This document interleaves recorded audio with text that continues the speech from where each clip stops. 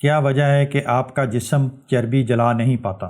بہت سے لوگ یہ سمجھتے ہیں کہ کھانا کم کھانے سے چربی خود بخود پگھلنا شروع ہو جاتی ہے، لیکن اگر آپ کا انسولین لیول ہائی ہے یا انسٹیبل ہے تو آپ کی باڈی انرجی ضروریات کو پورا کرنے کے لیے اس چربی تک رسائی ہی حاصل نہیں کر پاتی۔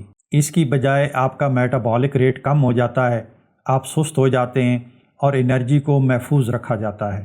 اس سے ایسی صورتحال بنتی ہے کہ آپ جتنا کھانا کم کرتے ہیں، آپ کی باڈی اس سے بھی کم انرجی جلانے کی کوشش کرتی ہے اور اس طرح پیٹ کی چربی کا جلنا رک جاتا ہے۔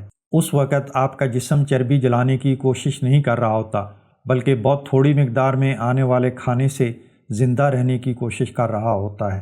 آپ کی باڈی اس کم کھانے میں سے بھی کچھ نہ کچھ بچا کر مستقبل کے لیے اسے چربی کی شکل میں پیٹ کے ارد گرد محفوظ کر رہی ہوتی ہے، کیونکہ ایمرجنسی میں چربی جلانے کے لیے یہ سب سے بہترین جگہ ہے۔